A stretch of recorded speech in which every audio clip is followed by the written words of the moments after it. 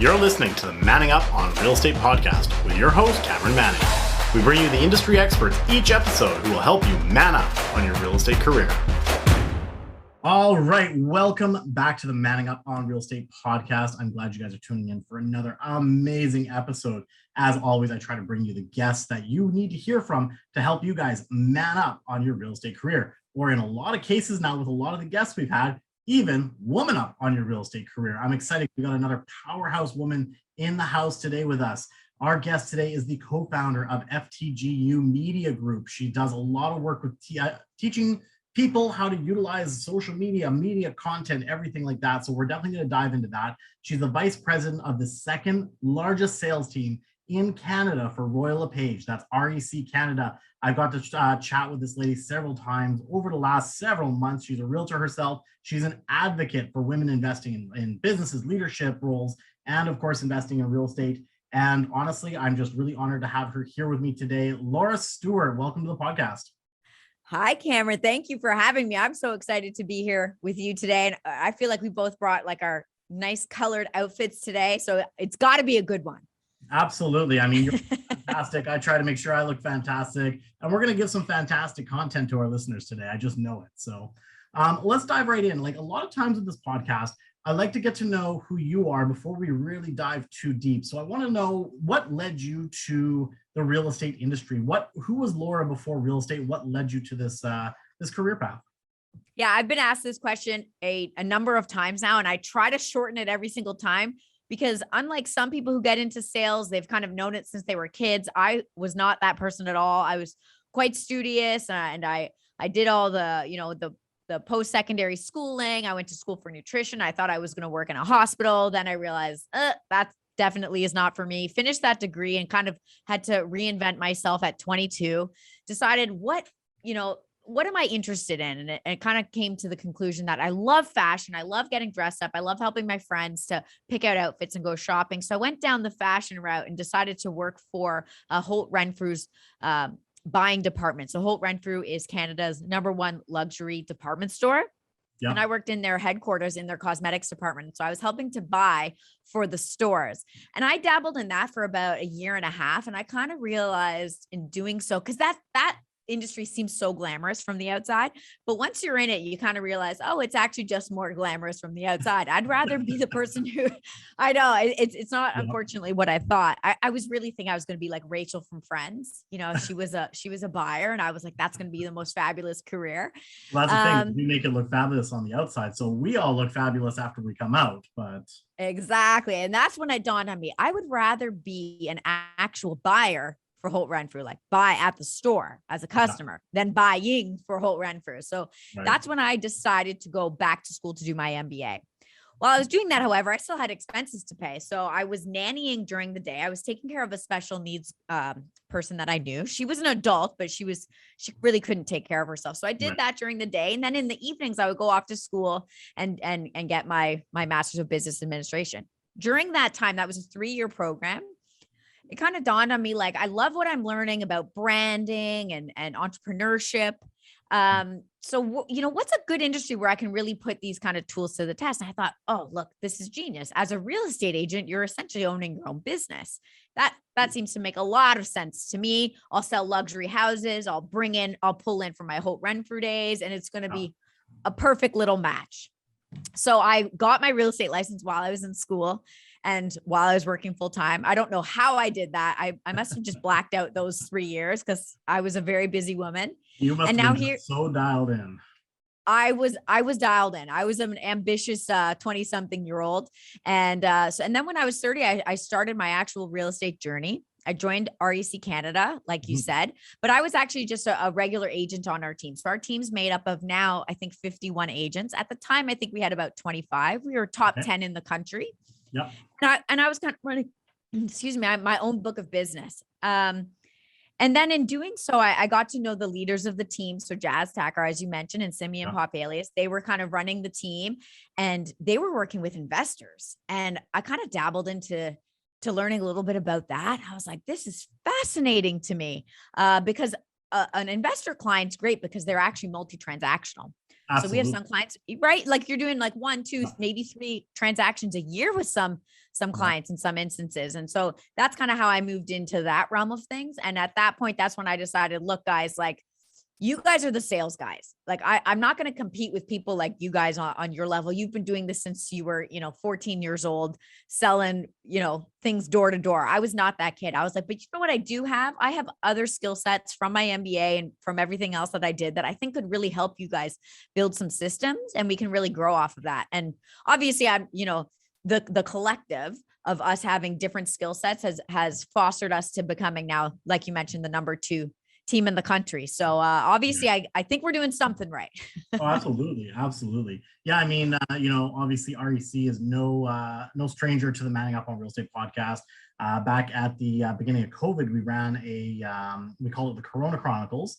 It was a very short mini series on this podcast where we were bringing out guest speakers to help kind of like let people know it was going to be okay, right? And Jazz was actually on the podcast, so we were very familiar with Jazz. If you guys are listening to this and you haven't heard that episode, just scroll down on the thing, you'll still find it. All episodes are still available.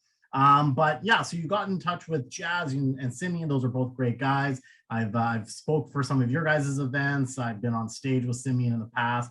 So phenomenal guys. But how was it? Obviously, this is a group that had some strong male leadership, and I know you're a big advocate for women getting into leadership roles. So talk to me about how that process kind of took place for you to suddenly become the VP of REC Canada. Yeah.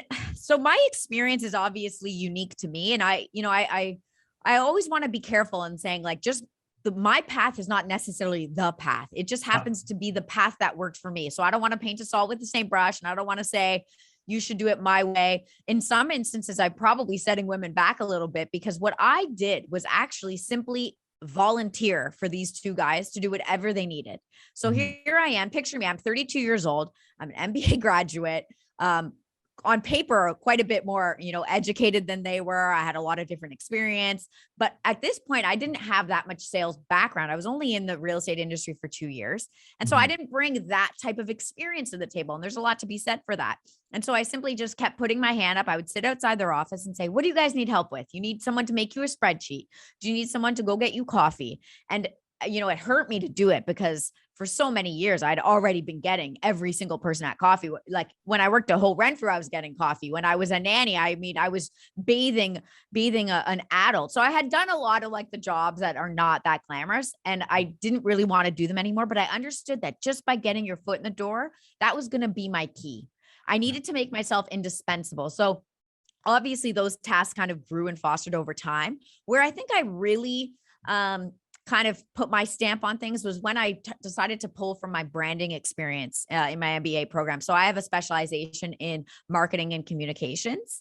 And so I decided to say like, look, guys, I like what you're doing from a sales aspect, but I really think we could amp up the marketing side of things. I really think we need it to be cooler. Why is real estate so stuffy? And you guys aren't stuffy, but our branding was very stuffy. And so I really kind of helped them rebrand it to be REC Canada. We used to be the Real Estate Center. So now we kind of just made it a cool little acronym. A little hip, yeah, a little more on trend, on brand for today's day and age. Well, I like to think so. And then I also helped, as you were talking about Jazz Takar, I helped him kind of develop his personal brand. So I was saying, look, you're obviously, you obviously know what you're doing, but your clients don't know this. We need to get you out there. We need to make you the face of the brand, and not you the way that you think real estate agents need to be. I really pushed Jazz to kind of get more in tune with his authentic self. And that's kind of the buzzword of the year, being authentic. But totally. I really, at this time, this is like 2017. And I was saying like, I really want you to think about you as a brand, because everything I learned in school was about, people need to start seeing themselves as brands. We have tools now to be able to market ourselves as brands, not just the company. And I was saying to him, look, the company has to speak a certain way. REC Canada is going to speak to its audience a certain way. And it can really only be about one topic and has a certain tone, right? We're going to speak about real estate, but you as Jazz, you can speak about anything you want. In the name, right? Real Estate Center. So. Exactly. So it would be kind of weird if all of a sudden that company was talking about different things. So I said, why don't you let's double down on you and your strengths. And, we hummed and hawed about it for a little bit, but then we really doubled down on him starting his own podcast. We called it the Jazz Takar podcast.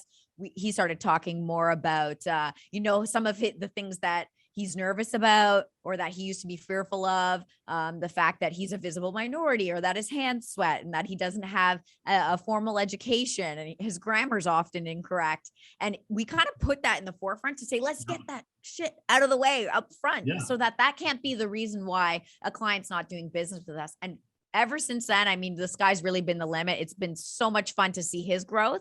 And because of that, that's kind of what fostered us to start this new company. We call it FTGU, which it's an acronym, FTGU, and it stands for from the ground up. And the whole point of us naming that is really just to say, no matter where you start, particularly with content, but no matter where you start at anything in life, you got to do it right. You got to set the right foundation and build off of that. And everything takes time and everything takes patience.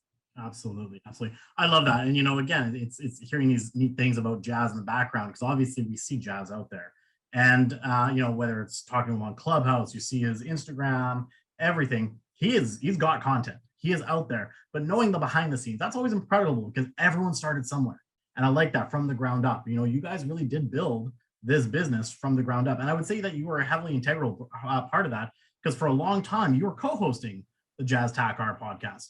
And I know a significant amount of your guys' strategy starts around the podcast. So why don't you take me through the content model that you guys have created? And I know part of it has come from like Gary Vee, part of it's your own. You guys put out a significant amount of content.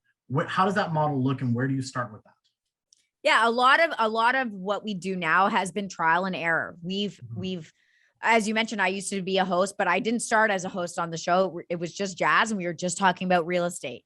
Then we grew it from an audio only platform into a video and audio platform. And then we decided to add me as a co-host, and then we changed the types of topics we were talking about. It was just real estate. Then it became entrepreneurship, and it's kind of morphed and grown as we went.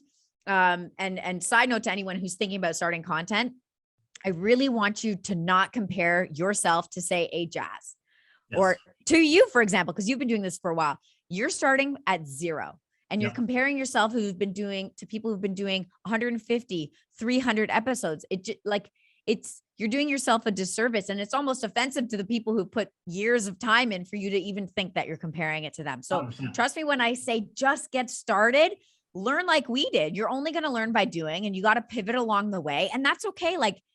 Don't take yourself too seriously. So that's like my high level thought about it. But in terms of content and our strategy around it, the idea really is that real estate agents are busy. People who own their own businesses are very busy people. They don't necessarily have the time or the money to have a cameraman following them around all day, every day.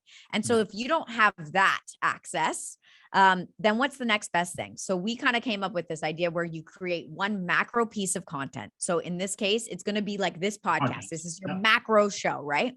And you only have to do this once a week or twice a month. Yeah. So it's only going to take you 2 hours, maybe total of time to actually record it. Yeah. And then what you're going to do is you're going to hire someone or outsource it to micro. Yeah, exactly. You're going to chop that macro piece of content into micro pieces of content, and you're going to post the micro pieces on all your social media platforms. And that's how you make it look to the viewer like, oh my gosh, you're everywhere. We hear that all the time. Jazz, you're everywhere. Laura, you're everywhere. We see you guys all the time. How is it that you're doing all this and running businesses? It's because we're being very efficient about our time. We're recording it once and we're chopping up that same piece and then pushing that out to the social. So it's not actually taking that much time. It just takes a little bit of thoughtful planning. Absolutely. No, I totally agree with that. And that's definitely something with this relaunch we've been doing a lot too. If anyone goes to my Instagram, you're going to see little video snippets from all the past podcast episodes where we're taking some of the highlights, right? So we're going to take that clip, minute-long clip, that here's a great tip.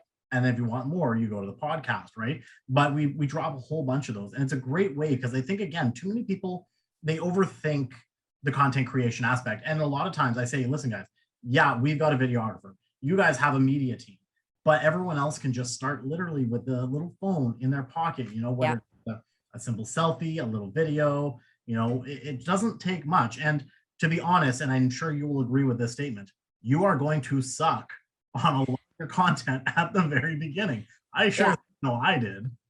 Oh my gosh. So when I watched Jazz, so Jazz's very first podcast recording, I actually took the time to come up with questions and I wrote them all out neatly on a piece of paper. And he was just speaking, not even to a mic like this. He was literally speaking to a mic that was attached to his phone. So to your point, we didn't start with a media squad or like anyone to help. It was Jazz and myself. And I'm not a tech person. It's not like, oh, well, Jazz had you. I was probably less helpful than anything. I had to YouTube, like, what is a podcast? I didn't even know what a podcast was, how to start a podcast. And I watched every video and I figured it out along the way. And there were so many mistakes. Like there's more than I can even name. And you know, he sucked the first time and he sucked the second time and he sucked the third time. And then when I came on board, I sucked the first, second, third, fourth. You're going to suck for a while. 100%. So just get that into your head. And also know, you know, some people say, well, I don't want to start until I'm good. I don't want to start until I have practice. It's like, but how are you going to get the practice unless you do it? And also no one's watching. Like you kind of got to get over yourself. And like, I love, you know, people who want to create content. I love you. Maybe you have a huge following, but most people don't. Let's be honest, your 500 Instagram followers, like most people are not paying that close attention to you. They're scrolling right past you for the first little while anyways. And they're going to, even if they watched it and they're like, oh, that was bad. Like you know, if they're a friend of yours and they're like, oh, she shouldn't have done that. That was awful. They're going to keep scrolling and they forgot you within seconds. That's the name of the game nowadays. And you don't have people's attention for very long. So don't take it too seriously. Just start somewhere. Yeah. You know, it's funny because I was just talking with a new agent that's getting ready to do content. I said, you know, they're watching my videos on YouTube and obviously now same thing. I've got a videographer. It's very polished. You know, I'm comfortable in front of the camera, but I started 5 years ago. Right. So I said, okay, so let's scroll, clicked on my very first YouTube video. And here I am, like literally like, so we're going to be going to Niagara Falls. Like I had no personality on the camera. And I said, listen, if I started there and I kept it there for a reason, because, you know, hey, can show that I sucked, right? I'm not going to delete it because it was there. It's my growth. But part of it too is take the feedback you do get. A lot of people will scroll past. Someone might give you that feedback. You're like, oh, you know, it was really good, but I would maybe do this.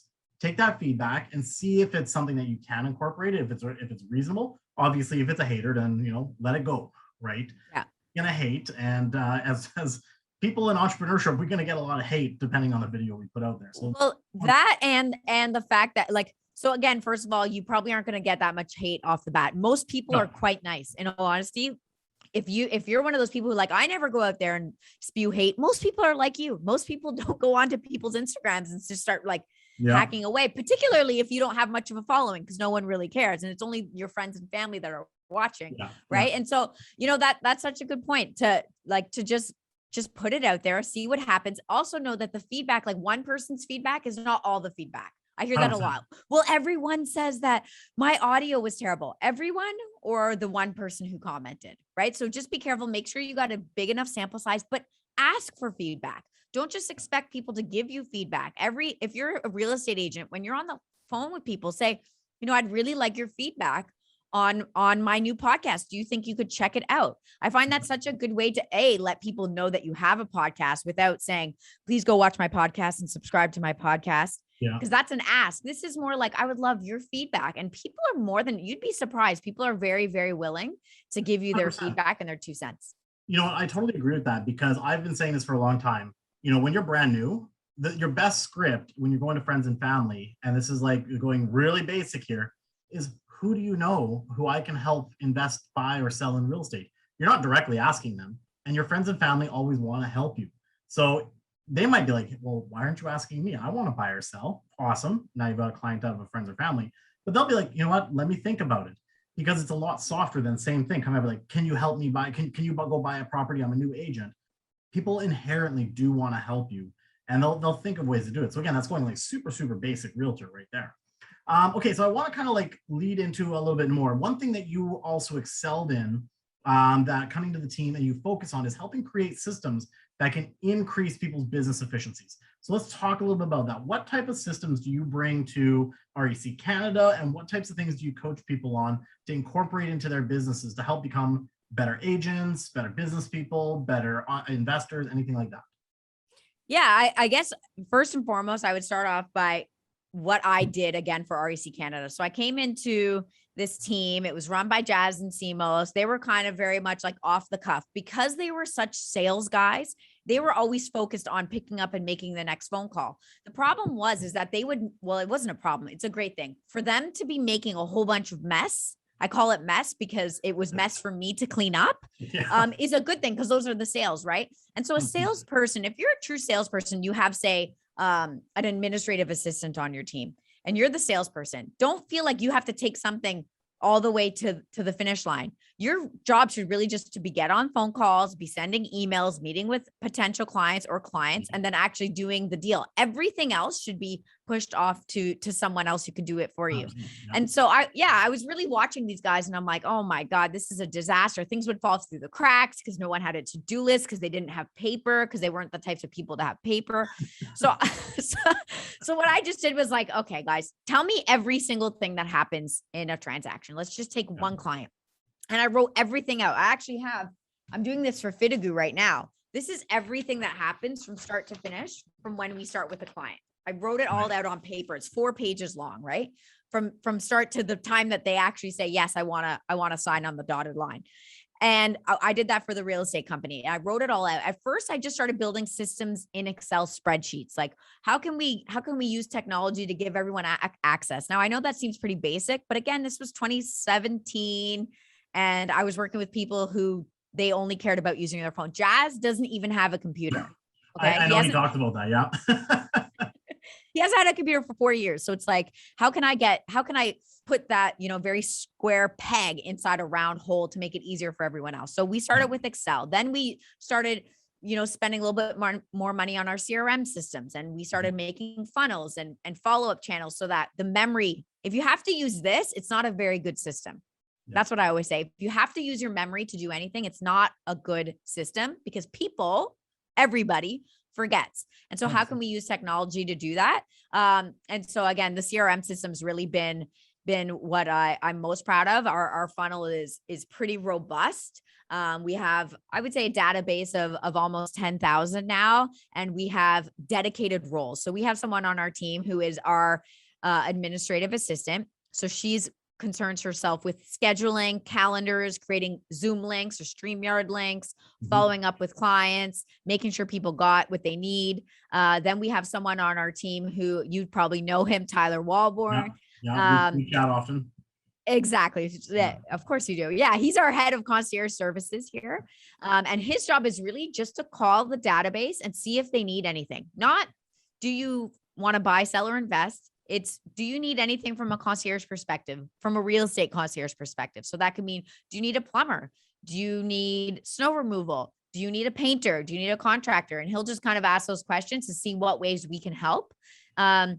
With the goal of them obviously using that service. They're going to call us in the future because we'll say, hey, reminder, like, use us, like, be sure to call on us. They'll call on us in the future. And if we can make the process of home ownership or investment ownership that much easier, people are going to be that much more inclined to do it. And our thought process, and it's worked well for us, is that those people always tend to come back to those who have helped them. And so that's really been what we base our entire business on. It's not about getting new clients. It's about fostering the ones we have who will then introduce us to other people. And you can only do that if everything's kind of mapped out and people have their defined roles. Totally. Absolutely. Now, new agent, getting some traction out there, they're suddenly starting to feel that sense of, oh my God, there's so much coming at me all at once. First hire, go. An executive assistant. Pretty Simple. Easy for me. I mean, I don't, like, a lot of people would say, oh, I need an inside salesperson, or I need a media person to follow me around. I am telling you, an EA will change your entire life. I just hired one for me personally. We have one for the team, but I hired myself a personal assistant. I think it was in February of this year, and it's been a game changer. And people say, well, what does this person do for you? Everything and anything. Like, it's whether it's you got to rebook my dentist appointment. I need you to run and take my car for a wash because I'm about to have a client in it. I need you to go to the the store and buy my mother a gift because I forgot her birthday, whatever it is. I just give all those tasks to her. That allows me to focus on my business and focus on making sure that I give my clients a good experience without having to worry about all those other little things. I'm amazed by how many real estate agents, we can be cheap. We're a cheap breed, us real estate agents. We don't like to part ways with all our hard-earned money. And I totally understand. But this is one of those things where you make money by spending money, or you got to spend money to make money. Right. And that's the first person. You got to get an EA. You got to give them those tasks. And like I said, anything from sending emails, scheduling, running errands for you, anything that allows you to focus more on your business. Totally. I mean, when you look at it as well, you have that hire, you can also justify, like, people are always like so concerned about the commission they're charging. Well, when you start saying like, listen, I've got a wage I got to pay for, like, I got systems in place, you become that agent that's worth the commission that's being charged, right? So obviously you're not going to be able to do that right away. You got to build yourself up. And I agree, a lot of agents make that mistake, or I hear all the time, oh, I'm going to need a buyer's agent first. Well, if you bring a buyer's agent on and you don't have the systems to help that buyer's agent, they're going to leave real quick. And they'll probably steal some of your database too. That's a really good point. They 100% will, because agents are also that kind of breeder. We can be. I shouldn't paint us all with the same brush. We're not all there, but they are out there. There's a handful that kind of taint us all, like taint the whole pot. But I think it's really important to really think of ways to make you a better agent first and attract the right people so that you can 100%. Provide your time to them, right? 100%. Totally agree with that. And that's why, it wasn't so much a trick question. I know what your answer was going to be, because that's where RBC Canada and the Kelly Fry team, we're kind of in an alignment on a lot of the system building in that regards. Okay, so the one thing that you guys are very well known for is working with investors. It, I would say, is definitely a niche that you guys have doubled down in and provide a lot of value and education through your content. So let's talk a little bit about the investing machine. So you guys are all investors yourselves. You guys work with a lot of investors. You're tied in with a ton of investor communities, such as what we are as well. We're connected with like KeySpire and things like that. What led you guys to niche down on the investing side of things? And what are some of the biggest type of investments that you are really liking right now in the Toronto market? Yeah, I kind of hinted to this a little bit earlier, in that investors, we kind of went down the investor route because they're multi-transactional. So when I started with the team, I was just like, again, working my regular book of business as a listing agent. So I was farming my area. I was doing the regular things that you often think of about real estate agents, right? And it wasn't until I started working with Jazz and Simos, who were already working with KeySpire and other investment educational groups or communities, where I really got to see the bigger picture. And at that point, so again, I'm 32 years old. At that point, I wasn't an investor myself. I had my principal residence that had been mostly paid down. I thought I was doing great. And then this opened my eyes to this whole other world. Like, I was taking my commission checks and I was going and buying clothes because I like fashion, as I mentioned. Like, I was spending my money. It goes back to the Holt Renfrew. She didn't want to be working at, but she wanted to be the consultant. Yes. So I finally made money and I was like, I'm going to go to Holt Renfrew and spend it. Like, I thought I had made it. But that only lasts so long. It's so funny, now everything in hindsight, right? Now looking back, it's like, oh, I should have invested it, or I wish I had done something else with it. But it wasn't until I started working with investor clients where they were teaching me. A lot of these people were in their late 40s, early 50s, and they were saying, oh my gosh, I'm buying my first investment property, or I'm buying my second one. And my only regret is I wish I had done it sooner.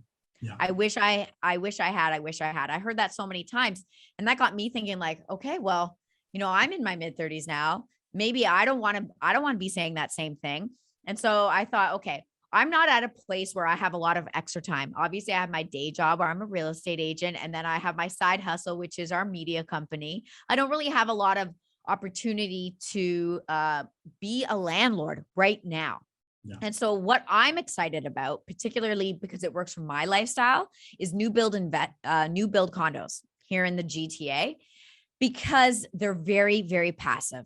So what do I mean by that? So with a new build condo, you're essentially signing the paperwork that you're buying a future building, a unit in a future building, usually anywhere between 3 and 8 years from now. And you're going to pay deposits over the course of those 3 to 8 years. usually it's, in 5% increments. Sometimes we'll see in 2.5% increments, all the way up to 20% because you're an investor, right? So you get to pay the deposits over time versus like a resale investment opportunity where you have to put 20% down now because you're an investor. This allows you to kind of put it down over the course of time. So that allows you to save up money. So I love that. The second thing that I love about new build condos is that you don't need a mortgage until the building is built. So let's say you're 21, you just moved to the city, you got some school debt still, and you're paying it off. And, you just started a new job and you're thinking, oh my God, the real estate prices are going up so fast in the GTA. I'm never going to be able to afford to live here because by the time I actually save enough, or by the time I can get a mortgage, I'm going to be priced out of the market. I always say, look, if you think that in those couple of years, you're going to have a job, buy something now, lock in the price today. You don't need to qualify for a mortgage. You need to do a mortgage pre-approval, but that's a very light inquiry into you. You do the mortgage pre-approval, you lock it in now, but you don't actually need the mortgage for 3, 4, 5, 8 years sometimes. And that allows you to make more money, save more money, and then ultimately work with a mortgage broker who can really kind of set you up for success so that you can get that mortgage when you close. Absolutely. And the other thing too is you're gaining the equity in the market at the time, because especially markets like Toronto and Vancouver, both of our markets, Jazz has, I've heard him say it many times, it goes up and down upwards. So in that 3 to 8 years, you're likely going to get some market gain anyways within that time. You might even have a slight down and right back up again. So the longer it takes, the more market growth you're going to get. When you close on that property, you have equity built in. So yeah, and it's not even just the market that makes that appreciation happen. It's actually the builder that forces the appreciation, right? So what do I mean by that? So let's say you get in at first access pricing. We always say that's very, very important. If you're going to buy new build from an investment perspective, you want to make sure you get in at first access pricing. And that essentially means the first opportunity that you can purchase the condo from the developer. Yeah. So you'll be working with agents such as yourself or my team who have these types of access, because not all real estate agents have first access pricing. So you want to make sure that you have that. Exactly. And then what happens is you're going to lock in your price today. And then over the course of the sales cycle, sometimes it's even as fast as 2 weeks, the developer will take a look at the demand and say, oh my gosh, we sold the building over 3 times already. They don't actually sell all the units. Most developers will only sell a handful of units at that first access pricing. And then in 2 weeks, they'll relaunch a new set of units to the public, but they will have increased the pricing anywhere between 3, 4, 5%. It really depends on the demand. And so you as the investor, if you got in first, you get to take advantage of that forced appreciation. And the developer does that a number of times throughout the sales cycle. And so they're forcing that appreciation as well. And then the market, of course, is just doing its thing on the back end. It just compounds. And I mean, in a lot of cases too, depending on how many agents have this early access. So, case study, our team has an early access. So we're first in the building. We're at that base level pricing. Next agent, we'll do 10, 15, 20 sales, whatever it is, depending on the amount that they give us. Next agent coming in, they're already increasing it for their next, like their second tier agent, then their third tier.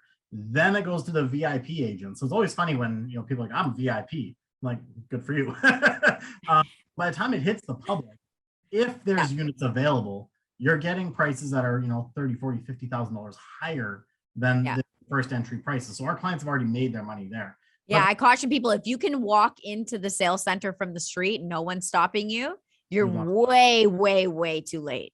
Yeah, exactly. And I mean, here's the thing too, with that building, I think there was only a handful of units left by the time it went to the public. So suddenly they have 1,500 people registered for the complex to sell 6, 7 units. Like, you're not going to get any deal there, and you're paying way above market value by that point. And then you're going to be waiting for that market to catch up to that point. Right. So again, 100%. And that's something that you guys do a lot of. So, I mean, I remember we had the Keyspire conference just back in, I want to say it was January, I think it was. Was it February, maybe? Maybe February. Maybe January. I don't know. I know it was all digital. It's so weird when Niagara Falls together. But I saw on the backside, through your social content, you guys had a project that you were pitching, and next thing you know, you guys are running through sales on the phone. So again, you want that access with an agent who says, hey, we've got exclusive access. And I know REC, you guys do a ton of those. And that's one way too, you guys have been able to volumize your business as well, correct? Yeah. Oh, definitely. So on our team, we probably do anywhere between 650 and 700 transactions every single year.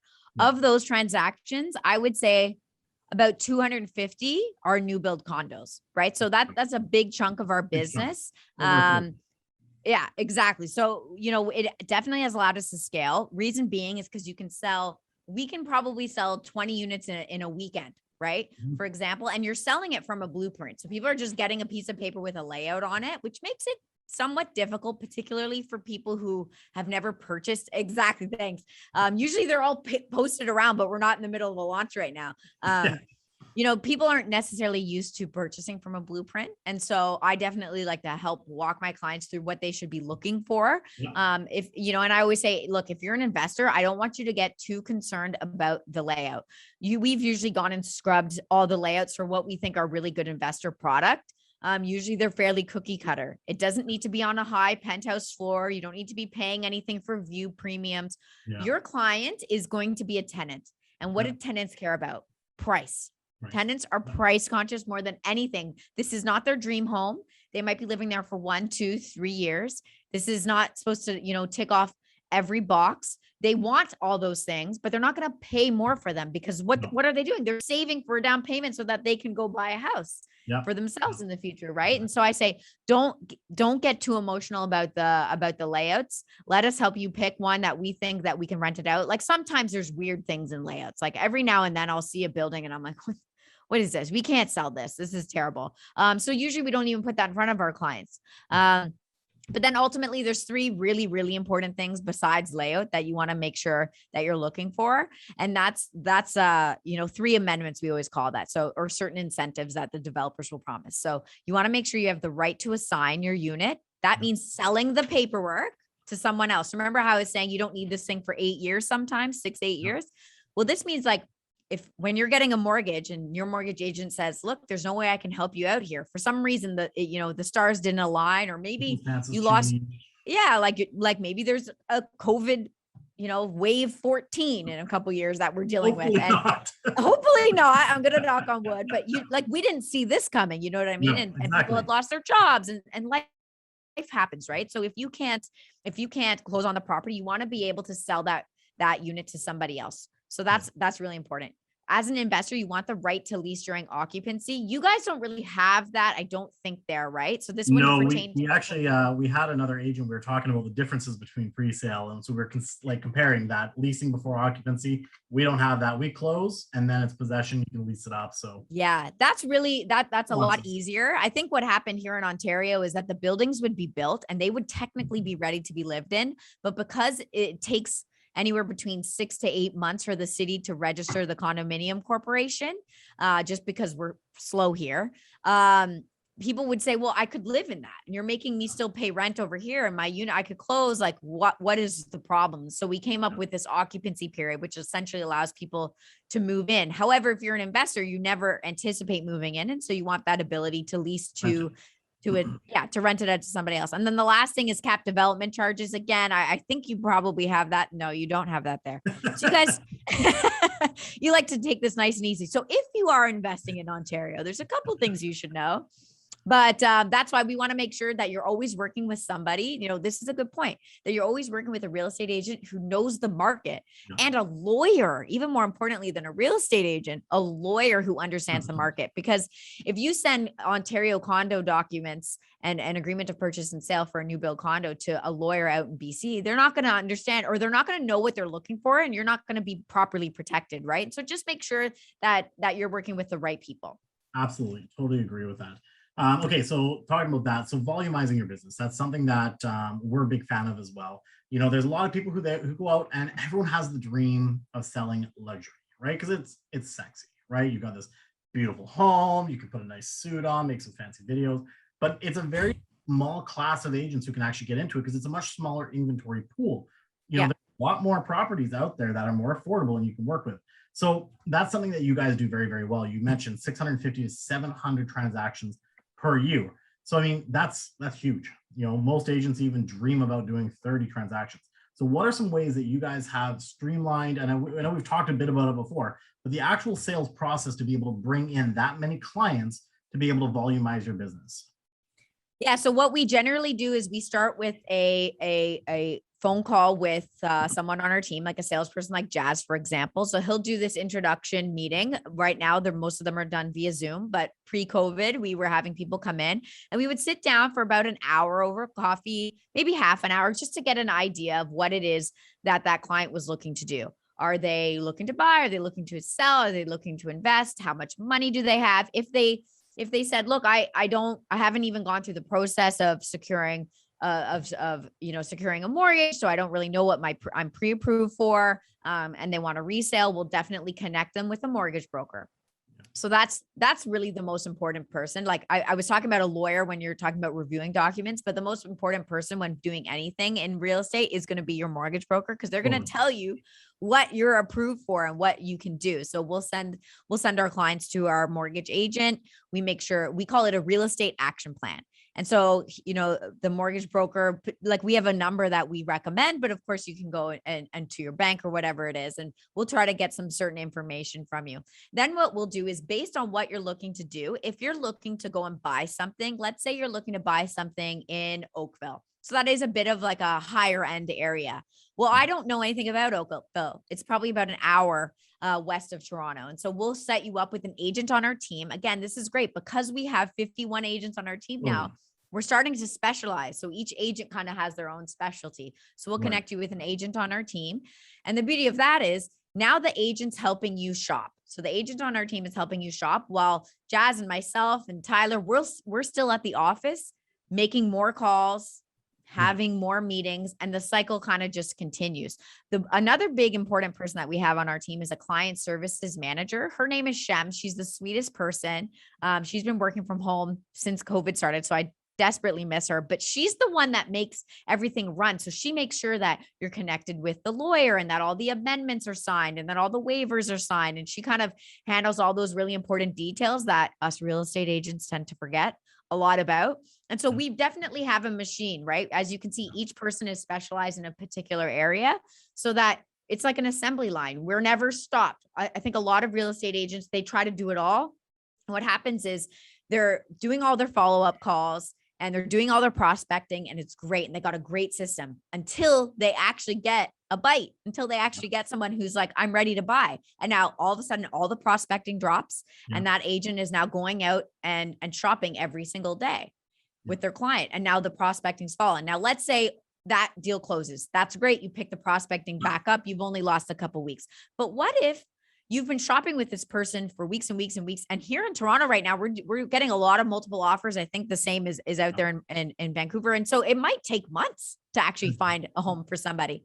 And then what if someone just says, I'm too exhausted, I'm too tired, I don't want to do this anymore. Market's crazy, I'm going to take a break. And now you've lost months of time, and now you're picking back up the prospecting, and that's not going to give you those 30 deals a year that you mentioned, right? You're going to be stuck at just a handful of deals. And I think that's why it's so important to really think about leaving some money on the table to get help 100%. So that you focus on what you're good at and have everyone else focus on what they're good at. Otherwise, there's just no way you're going to scale. Totally. Absolutely. Leverage is key in any business. And I think that's the thing is most realtors, they look at it as a job and they don't look at it as a business.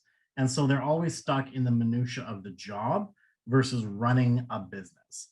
And so that's something that I see you guys have done very well. You're like, this is a company. This is a business. Any good company, any Fortune 500, whatever, they've got systems in place with multiple people to handle different aspects of the job.